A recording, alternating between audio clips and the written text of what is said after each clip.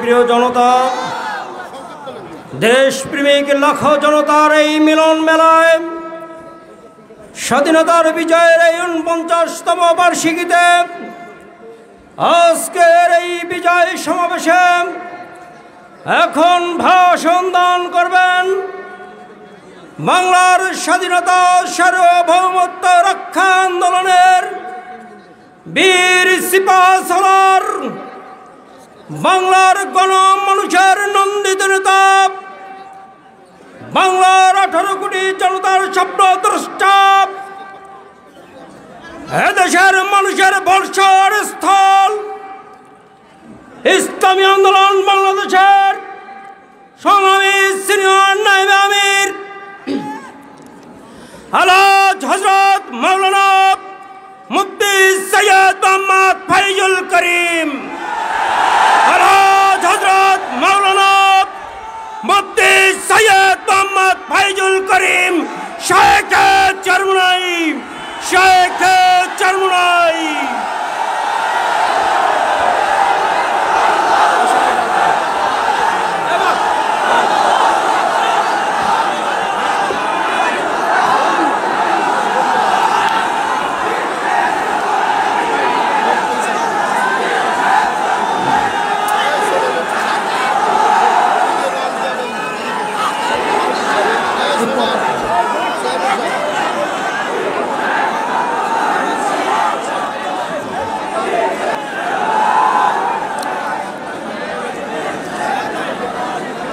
আসসালামু আলাইকুম ওয়া রাহমাতুল্লাহি ওয়া বারাকাতুহু।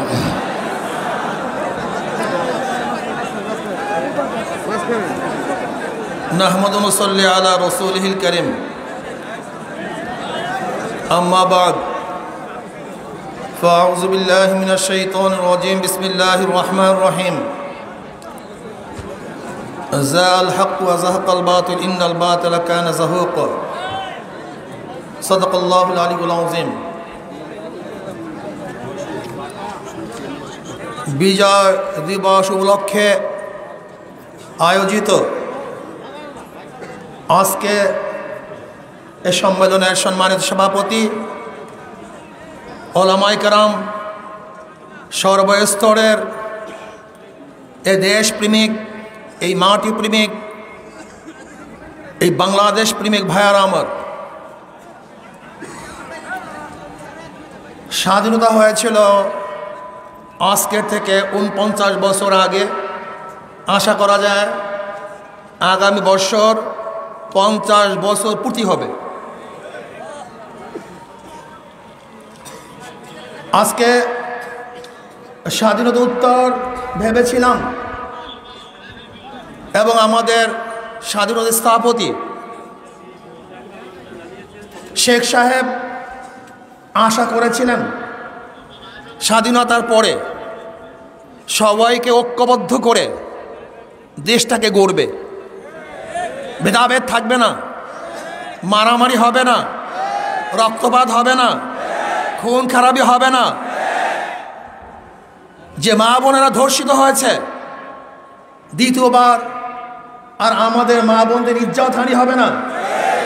কিন্তু আমরা কি দেখেছি, আজকে স্বাধীনতার এত বছর পরেও বাংলাদেশের মানুষ দুই ভাগে বিভক্ত হয়েছে। এক, ইসলাম, ইসলামপন্থী; দুই, নাস্তিক, নাস্তিকপন্থী। ইসলাম, ইসলামপন্থী; নাস্তিক, নাস্তিকপন্থী। ইসলামপন্থীরা মনে করে স্বাধীনতা স্থপতি বঙ্গবন্ধু শেখ মুজিবুর রহমান একজন মুসলমান, ইসলামের জন্য কাজ করেছেন। আর নাস্তিকপন্থীরা মনে করে শেখ সাহেব একজন সেকুলার, নাস্তিক, কমিউনিস্ট, তিনি ইসলামের বিপক্ষে কাজ করেছেন। এখন কাদের দাবি সত্য, কাদের দাবি মিথ্যে, এটা প্রমাণ করতে হবে। প্রথম, শেখ সাহেবকে, তিনি জনাব শেখ মুজিবুর রহমান, তেনার বাবা শেখ লুৎফর রহমান, লুৎফর রহমানের বাবা শেখ আব্দুল হামিদ, শেখ আব্দুল হামিদের বাবা একরামউদ্দিন, শেখ একরামউদ্দিন, শেখ একরামউদ্দিনের বাবা শেখ বুরহানুদ্দিন, শেখ বুরহানুদ্দিনের বাবা শেখ জাহানে মাহমুদ ওরফে তেকরি শেখ, শেখ তেকরি শেখের বাবা জনাব জহির শেখ, জহির শেখের বাবা জনাব দরবেশ আব্দুল আউয়াল, যিনি 1463 ঈসাই সালে এই বাংলাদেশে এসেছিলেন ইরাক থেকে ধর্ম প্রচার করার জন্য। সোনারগাঁয়ে তিনি ধর্ম প্রচার করার জন্য এসেছিলেন।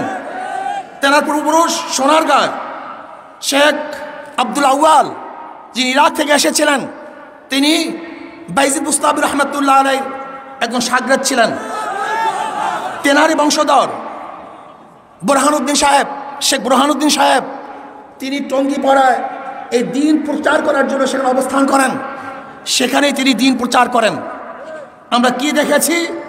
শেখ সাহেবুত তাসুরীরা একজন ধর্ম প্রচারক ছিলেন, ইরাক থেকে এসেছেন ধর্ম প্রচার করার জন্য।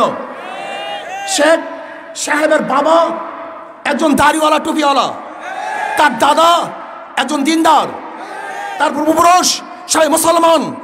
কাজে কেউ যদি বলেন শেখ সাহেব নাস্তিক কমিউনিস্ট, আমি বলবো তুই মিথ্যা কথা বলছো, সে একজন মুসলমান, সে একজন মুসলমান।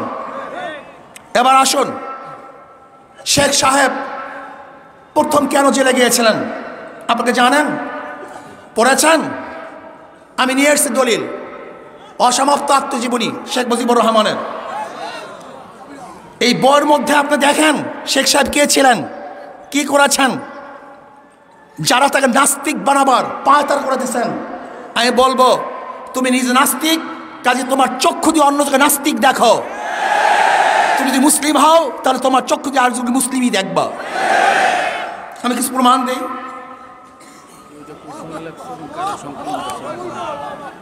এটা হলো আমাদের বর্তমান মাননীয় প্রধানমন্ত্রী, তিনি সম্পাদনা করেছেন। এই বই উদ্বোধন করার জন্য দুই বোন খুবই কেঁদেছিলেন। জেলখানায় বসে তিনি এই বই লিখেছিলেন। শেখ সাহেব প্রথম জীবনে জেলে গিয়েছিলেন, তখন তিনি অষ্টমে পড়েন বা সপ্তমে পড়েন। তিনি এসছেন বাড়িতে, তাকে বলা হলো হিন্দু জমিদার একজন মুসলমানকে ধরে নিয়ে গেছে। তিনি তার দল বল নিয়ে সেই বাড়িতে গেলেন যে ছেড়ে দেন, কিন্তু না, ছাড়ে নাই। তখন তিনি জোর করে তাকে নিয়ে এসছে। এরপর সেই হিন্দু জমিদার তার বিরুদ্ধে কেস দিয়েছিল, সেই কেসেই তিনি প্রথম জেলে গিয়েছিলেন। এরপর মধ্যে এরপরে শেখ সাহেবের একটা ইতিহাস আমি বলবো। আমরা তাকে শুধু মনে করি, আজকে আমি বক্তৃতা করবো না, আমি কিছু বই পড়ে শোনাবো।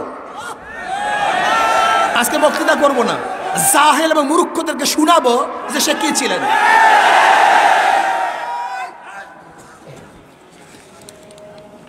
শেখ সাহেব শুধু বাংলাদেশের স্বাধীনতার জন্য চেষ্টা করেন নেই, তিনি পাকিস্তানের স্বাধীনতা আনার জন্য চেষ্টা করেছেন।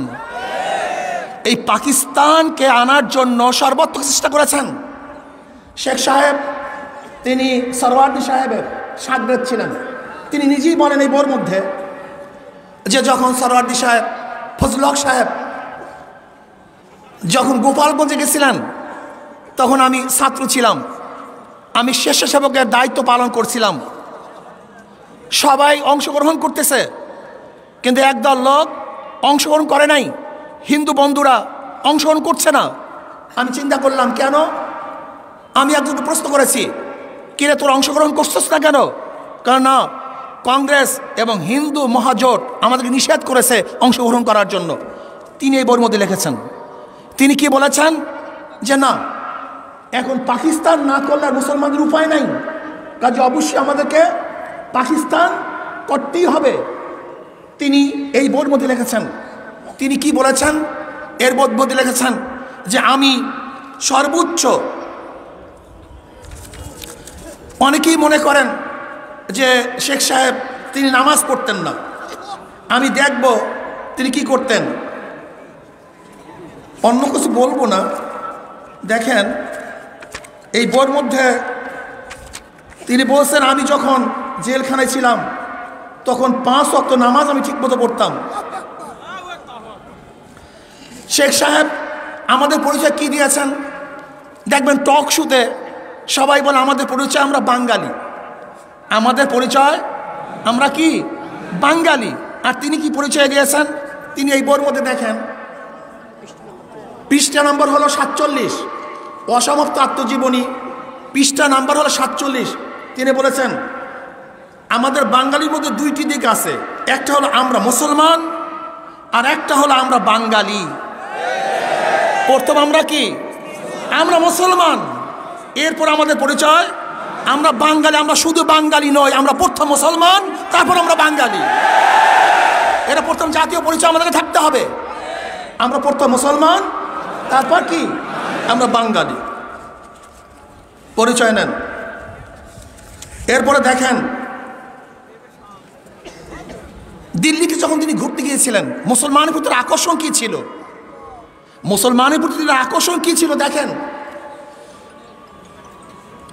আবার দিল্লি শহরকে ভালো করে দেখে নিলাম, শত শত বছর মুসলমান দিল্লি থেকে সমস্ত ভারতবর্ষ শাসন করেছে।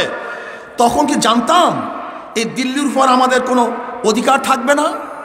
শেখ সাহেব বলতেছেন দিল্লি ঘোরার সময়, দিল্লি লাল কেল্লা, কুতুব মিনার, জামে মসজিদ আজও অনন্য মুসলিম শিল্পের নিদর্শন ঘোষণা করছে। পুরানো দিল্লিও তার আশেপাশে যখনই বেড়াতে গিয়েছি দেখতে পেয়েছি সেই পুরানো স্মৃতি, মুসলমানের স্মৃতি। কাজী তিনি কি বলেছিলেন যে মুসলমান এই দিল্লি ছেড়ে চলে যাবে, এটা কোনোদিন ভেবেছিলেন? মুসলমান কোনোদিন ভাবতে পারেন নাই।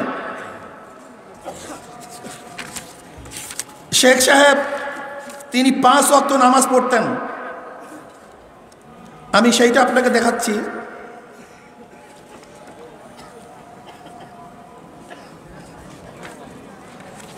তিনি একজন মুসলিম লিডার ছিলেন। তিনি বলেন, এটা 169 পৃষ্ঠা, কি বলেন, মাওলানা সাহেবের সাথে আমরা 3 জনই নামাজ পড়তাম। মাওলানা সাহেবের সাথে আমরা 3 জনই নামাজ পড়তাম। মাওলানা সাহেব মাগরিবের নামাজের পরে কোরআন মজিদের অর্থ করে আমাদেরকে বুঝাতেন। রোজই এটা আমাদের জন্য বাধা নিয়ম ছিল, রোজই আমাদের এটা বাধা নিয়ম ছিল। মসজিদের অর্থ করে, কোরআন মজিদের অর্থ করে আমাদের বোঝাতেন। রোজই এটা আমাদের জন্য বাধা নিয়ম ছিল। শামসুল হক সাহেব নিয়ম নিয়ে বিপদ হতো, 1 ঘন্টার কমে কোনো নামাজই শেষ করতেন না। শামসুল হক সাহেবকে আরে না, যিনি আওয়ামী লীগের প্রথম সেক্রেটারি জেনারেল, যিনি আওয়ামী লীগের প্রথম সেক্রেটারি জেনারেল, সেই শামসুল হক সাহেবের কথা বলতেছেন। কি বলতেছেন যে শামসুল হক সাহেবকে নিয়ে বিপদ হতো, 1 ঘন্টার কমে কোনো নামাজই শেষ করতে পারতেন না। একটা সেজদায় 8-10 মিনিট লাগিয়ে দিতেন, মাঝে মাঝে চক্ষু বুঝে বসে থাকতেন। এটা শামসুল হক সাহেবের কথা, যারা আওয়ামী লীগকে নাস্তিক বানায়। শুধু তাই নয়, গোলাম মোহাম্মদ সাহেবের কাছে যখন শেখ সাহেব গেলেন আমাদের শেরে বাংলা ফজল হক সাহেবের সাথে, তখন তিনি গভর্নর জেনারেল ছিলেন। তিনি বলছেন এখানে কি শেখ মুজিব আসছে? গোলাম মোহাম্মদ সাহেব তিনি তাকে চিনতেন না। তখন বলছেন হ্যাঁ আসছে। কই সে ছেলেটা? শেখ সাহেব বলেন, তিনি তখন আমাকে তার কাছে নিলেন, আমাকে বলল অনেকেই বলে তুমি নাকি কমিউনিস্ট, তুমি নাকি কমিউনিস্ট। তখন শেখ সাহেব আমি উত্তর কি দিয়েছিলাম, যদি সরওয়ার্দী সাহেব কমিউনিস্ট হয় তাহলে আমিও কমিউনিস্ট, আর সরওয়ার্দী সাহেব যদি কমিউনিস্ট না হয় অন্য কিছু হয় আমি তাই। কত সুন্দর জবাব। তখন মোহাম্মদ আলী সাহেব তেনার মাথায় হাত বুলিয়ে দিয়েছিলেন এবং বলেছেন তোমার বয়স অল্প, তুমি বেঁচে থাকো, তুমি দেশের খেদমত করো। আর সরওয়ার্দী সাহেব একজন পাক্কা মুসলমান ছিলেন, তিনি দেশের স্বাধীনতার জন্য চেষ্টা করেছেন এবং শেখ সাহেব তারই একজন শাগরেদ, এবং শেখ সাহেব সরওয়ার্দী সাহেবের হাত ধরেই রাজনীতি অবতীর্ণ হয়েছিলেন। আমি প্রশ্ন করতে চাই, শেখ সাহেব দীর্ঘদিন পর্যন্ত রাজনীতি করেছেন, সরওয়ার্দী সাহেবকে নিজের বাবার সমতুল্য মনে করতেন, এই বইয়ের মধ্যে তিনি লিখেছেন। কিন্তু আমি প্রশ্ন করতে চাই, শেখ সাহেব 75 পর্যন্ত বেঁচে ছিলেন, কিন্তু কই সোহরাওয়ার্দী সাহেবের তো একটা মূর্তি তিনি স্থাপন করেন নেই।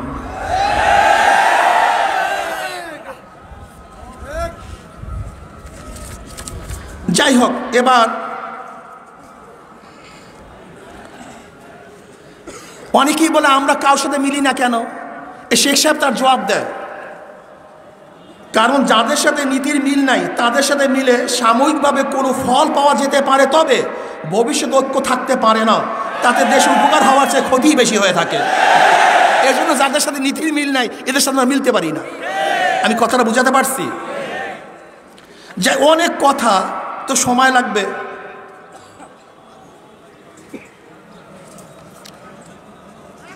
এই দেখেন, ও লাগবে আরো বলতেছি। দেখেন স্বাধীনতার ঘোষণাপত্র কি ছিল, দেখেন সের মধ্যে কি ছিল।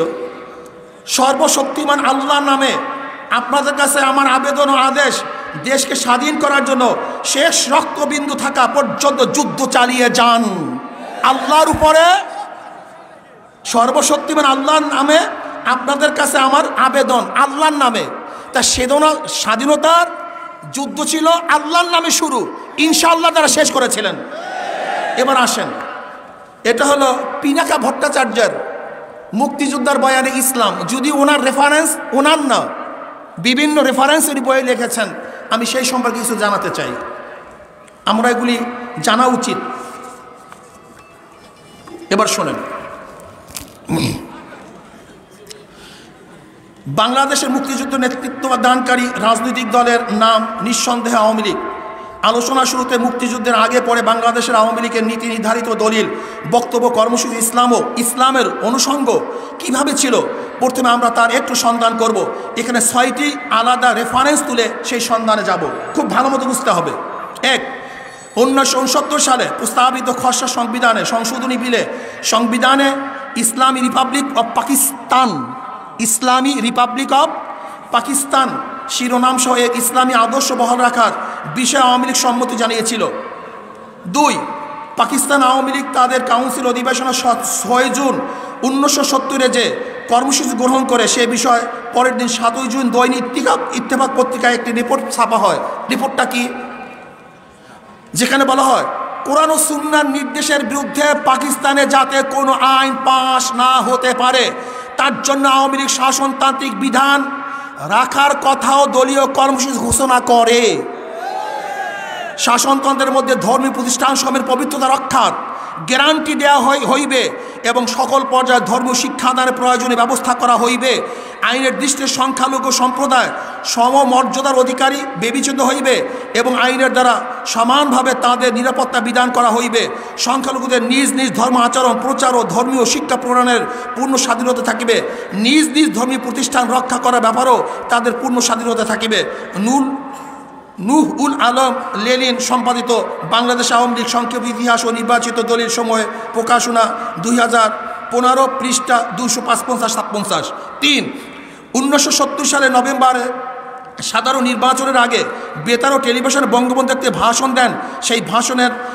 সেই ভাষণে লেবাস সর্বস্ব ইসলাম নয় অংশে তিনি বলেন, দেখেন কি বলেন শোনেন, আমাদের বিরুদ্ধে অপপ্রচার করা হচ্ছে, আমরা ইসলামী বিশ্বাসী নই।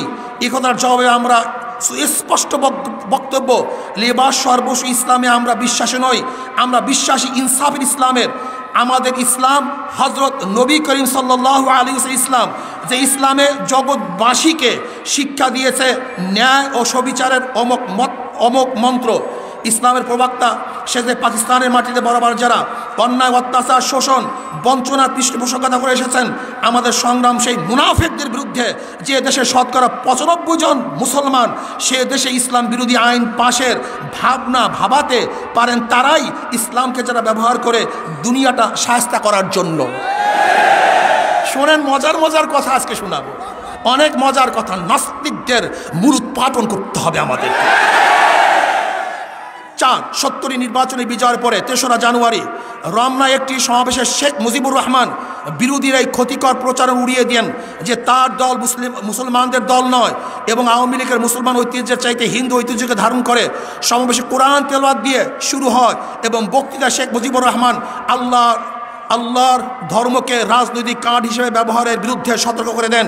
তিনি উচ্চস্বরে আসসালামু আলাইকুম বলে তার বক্তব্য শুরু করেন এবং একটা প্রশ্ন ছুড়ে দেন, ন্যাশনাল এবং প্রাদেশিক অ্যাসেম্বলিতে আওয়ামী লীগ নেতা নির্বাচিত হওয়ার পরেও কোথাও কি ইসলামের চর্চা ও ব্যবস্থা সম্পর্কে আওয়ামী লীগকে জড়িয়ে কোনো অভিযোগ এসেছে?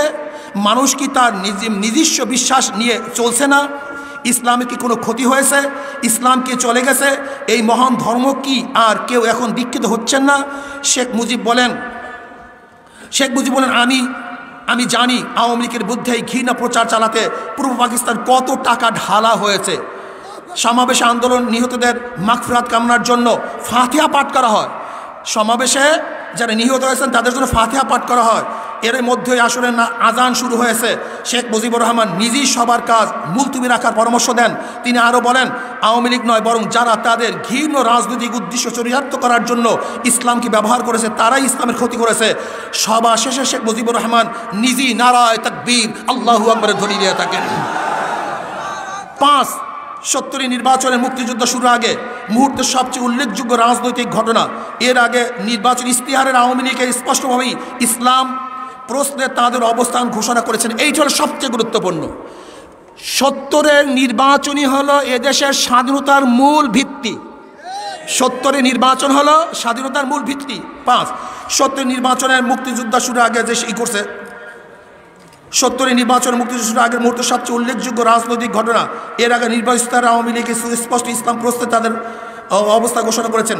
6 দফা বা আমাদের অর্থনৈতিক কর্মসূচি ইসলামকে বিপন্ন করে তুলেছে বলে যে মিথ্যা প্রচার চালানো হচ্ছে, সেই মিথ্যা প্রচার থেকে বিরত থাকার জন্য আমি শেষবারের মতো আহ্বান জানাচ্ছি।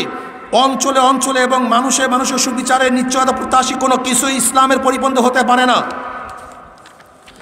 আমরা শাসনতান্ত্রিক নীতির প্রতি অবিচল ওয়াদাবদ্ধ যে কোরআন ও সুন্নাহর নির্দিষ্ট ইসলামী নীতির পরিপন্থী কোনো আইন এদেশে পাশ হতে বা চাপিয়ে দেওয়া যেতে পারে না। 6 পাকিস্তান শাসকেরা 25শে মার্চের পরে গণহত্যা চালিয়েছে আর তাদের সেই ঘৃণ্য কাজের পক্ষে সাফাই হিসেবে কখনো তা পাকিস্তানের অখণ্ডতা রক্ষার জন্য আবার কখনো ইসলামকে রক্ষার জন্য করা হয়েছে বলে দাবি করা হয়েছে। কিন্তু বাংলাদেশের মানুষ সবসময় ইসলাম এবং মুসলমানদের কল্যাণের নামে করা এই কাজের রাজনৈতিক ধোঁকাবাজি হিসেবে দেখেছে। তৎকালীন পূর্ব পাকিস্তান রাজনৈতিক নেতারা তাদের বক্তব্যে বারবার প্রসঙ্গটি এনে জনগণের সতর্ক করেছেন। বঙ্গবন্ধু শেখ মুজিবুর রহমানও সে কথা উল্লেখ করেছেন। ঠিক এইভাবে জনগণকে ইসলাম মুসলমানের নামে স্লোগান দিয়ে ধোঁকা দেওয়া যায় না। ধর্মপ্রাণ বাঙালি মুসলমান তাদের ধর্ম ভালোবাসে, কিন্তু ধর্মের নামে ধোঁকা দিয়ে রাজনৈতিক কার্যসিদ্ধি করতে তারা দিবে না। 7 যে আওয়ামী লীগ মুক্তিযুদ্ধের রাজনৈতিক নেতৃত্ব দিয়েছে সেই আওয়ামী লীগের গড়ে ওঠা সকল পর্যায়ে ইসলাম সব সময় তার বয়ানের প্রধান উপাদান হিসেবে ছিল। যেমন আওয়ামী লীগের প্রতিষ্ঠিত হয়েছে যে সম্মেলনে, সেই সম্মেলনে আওয়ামী লীগের প্রতিষ্ঠার সাধারণ সম্পাদক শামসুল হক, ওই তো আমি শামসুল হকের কথা বলেছিলাম, মূল দাবি শীর্ষক একটি পুস্তিকা পাঠ করেন। এই পুস্তিকা সুস্পষ্ট করে বলা হয় রাষ্ট্রের সার্বভৌমত্ব। শোনেন, যারা আজকে স্বাধীনতার মূল স্থাপন হিসাবে ধর্মনিরপেক্ষ সেকুলারিজম এরকম বলতে চান, আমি তাদেরকে বলি আওয়ামী লীগের মূল থিওরি কী ছিল? আওয়ামী লীগের প্রতিষ্ঠা হয় যে সম্মেলনে, সেই সম্মেলনে আওয়ামী লীগের প্রতিষ্ঠার সাধারণ সম্পাদক শামসুল হক মূল দাবি শীর্ষক একটি পুস্তিকা পাঠ করেন। এই পুস্তিকায় সুস্পষ্ট করে বলা হয় রাষ্ট্র সার্বভৌমত্ব আল্লাহর প্রতিভূ হিসাবে জনগণস্থ থাকবে। গঠন তথাপি নীতি ইসলামী, গণতান্ত্রিক ও আকারে রিপাবলিকান। তাদের ঘোষণাপত্রের গঠনতন্ত্রের 1 নং ধারায় দুনিয়ার মুসলমানদের মধ্যে ভ্রাতৃত্ব বন্ধন শক্তিশালী করার কথা বলা হয়। গঠনতন্ত্রের 10 নং ধারায় বলা হয় জনগণের মধ্যে ইসলামের প্রকৃত জ্ঞান, তার উচ্চ নৈতিক শিক্ষা ও ধর্মনীতিমালার বিস্তার করা। 1954 সালে নির্বাচনে যুক্তফ্রন্ট, যার প্রধান শরিক ছিল আওয়ামী লীগ এবং নিজাম ইসলাম, মুসলিম লীগকে পরাজিত করে যুক্তফ্রন্টে 21 দফা কর্মসূচি মূলনীতি হিসাবে ঘোষণা করা হয় কোরআন সুন্নাহর মৌলিক নীতির খেলাফ কোনো আইন প্রণয়ন করা হবে না এবং ইসলামী সাম্য ভ্রাতৃত্বের ভিত্তিতে নাগরিকদের জীবন ধারণের ব্যবস্থা করা হবে। 1955 সালে যে মে মাসে পূর্ব পাকিস্তান আওয়ামী লীগের সভাপতি মাওলানা আব্দুল হামিদ খান ভাসানীর পক্ষ থেকে যে সাংগঠনিক প্রচারপত্র বের হয়, তার 17-18 নং দাবি ছিল এরকম: মদ, গাঁজা, ভ্যাং, বেশ্যাবৃত্তি ইত্যাদি হারাম কাজ আইন করিয়া সম্পূর্ণ বন্ধ করিতে হইবে। 18 মুসলমান যাহাতে নামাজ, রোজা, হজ, জাকাত ইত্যাদি শরিয়াত সম্মত কাজে অবহেলা না করেন এবং সকল শ্রেণীর নাগরিকগণের চরিত্র গঠনের জন্য প্রচার বিভাগ খুলিতে হইবে, হিন্দু ও অন্যান্য ধর্মাবলম্বীদের জন্য অনুর ব্যবস্থা করিতে হইবে। আপনাদের খারাপ লাগতেছে না তো? আসল বাণী শুনিয়া যান, ধোকাবাজরা ধোকা দিতে পারিবে না। 1966 সালে তদানীন্তন আওয়ামী লীগের সভাপতি শেখ মুজিবুর রহমান 6 দফা পেশ করেন। পরবর্তীকালে এই 6 দফা বাংলাদেশের স্বাধীনতার আন্দোলন হিসাবে পরিগণিত লাভ করে। সেই 6 দফা ছিল মূল অর্থনৈতিক ও রাজনৈতিক দাবি। এতে কোনো ধর্মনিরপেক্ষতাবাদের কথা ছিল না, বরং প্রথম দফা ছিল লাহোর প্রস্তাবের ভিত্তিতে পূর্ণ স্বাস্থ্য শাসনের দাবি। 1969 সালের আইয়ুব বিরোধী ছাত্র গণ আন্দোলনের 11 দফা। 1970 সালে নির্বাচনের সময় আওয়ামী লীগের পক্ষ থেকে পরিষ্কার ঘোষণা দেওয়া হয় যে কোরআন সুন্নাহ বিরোধী কোনো আইন পাশ করা হবে না। নির্বাচনে আওয়ামী লীগ নিরঙ্কুশ বিজয় লাভ করার পরে তাদের সংবিধান কমিটি, এটা হলো 72-এর সংবিধানের আগে বিজয় হওয়ার পরে যে সংবিধান কমিটি গঠন করা হয়েছিল ডাক্তার কামারের নেতৃত্বে, সেই সংবিধানের কর্তৃক প্রণীত খসড়া সংবিধানের প্রস্তাবনায় তদানীন্তন পাকিস্তানের মুসলমানদের ব্যক্তিগত ও সামাজিক জীবনকে কোরআন সুন্নাহর আলোকে গড়ে তোলার কথা স্পষ্ট ভাষায় বলা হয়েছিল। এটা বাংলাদেশ স্বাধীনতা যুদ্ধের দলিলপত্র, সরকারিভাবে যে স্বাধীনতার যুদ্ধের দলিলপত্র, তার মধ্যে কথা লেখা আছে। 70 নির্বাচনের পর সংবিধান কমিটি প্রণীত খসড়া সংবিধানে রাষ্ট্রের মূলনীতি হিসাবে নিম্ন বিষয়গুলি সন্নিবেশিত হয়েছিল। কোরআন সুন্নাহ বিরোধী আইন পাশ করা হবে না, কোরআন ইসলামিয়া শিক্ষা দেওয়ার ব্যবস্থা থাকবে, মুসলমানদের মধ্যে ইসলামী নৈতিকতা উন্নয়নের পদক্ষেপ নেওয়া হবে।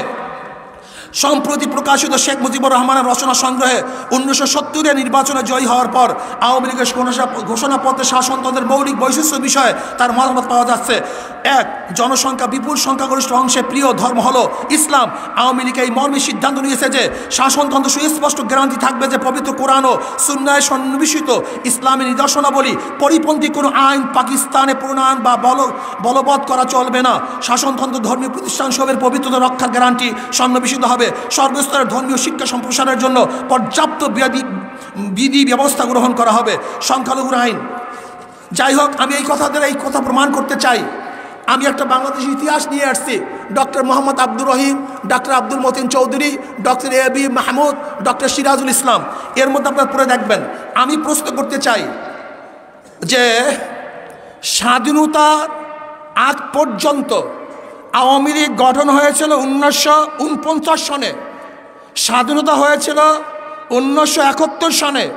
এই 1949 থেকে 71-এর আগ পর্যন্ত আমাকে দেখান 6 দফা, 11 দফা, 21 দফা, কোনো দফার মধ্যে, কোনো বক্তৃতার মধ্যে, কোনো আলোচনার মধ্যে, কোনো ইস্তাহারের মধ্যে সেকুলার শব্দ আছে কি নাই, সেখানে ধর্মনিরপেক্ষ শব্দ আছে কি নাই, সেখানে সমাজতন্ত্রবাদ আছে কি না আপনি দেখান। আমি চ্যালেঞ্জ দিলাম যে স্বাধীনতার আগ পর্যন্ত 6 দফার মধ্যে, 11 দফার মধ্যে, 21 দফার মধ্যে কোনো জায়গায় ধর্মনিরপেক্ষতা ছিল না, সমাজতন্ত্র ছিল না, পরিপূর্ণ ইসলামের কথা।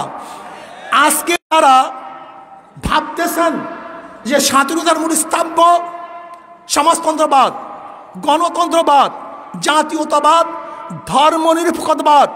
আমি বলবো এটা 72-এর সংবিধানে স্থাপন করা হয়েছে, কিন্তু স্বাধীনতার সংগ্রামে এই কথা বলা হয় নাই।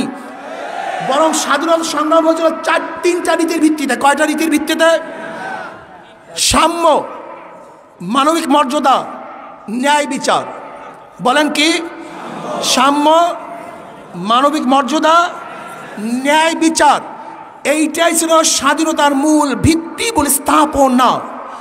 আজকে যারা মনে করতেছেন স্বাধীনতার অর্থই হলো নাস্তিকতা, স্বাধীনতার অর্থই হলো মসজিদ না থাকা, স্বাধীনতার অর্থই হলো মাদ্রাসা বন্ধ করে দেওয়া, স্বাধীনতার অর্থই হলো টুপিকে অপমান করা, স্বাধীনতার অর্থই হলো দাড়ি মুখে না রাখা, স্বাধীনতার অর্থ হলো সুন্নাত মাফিক না চলা, স্বাধীনতার অর্থ হলো আলেমদেরকে ঘৃণা করা, স্বাধীনতার অর্থই হলো ইসলামকে তিরস্কার করা, স্বাধীনতার উত্তর হলো ইসলামকে ধ্বংস করা।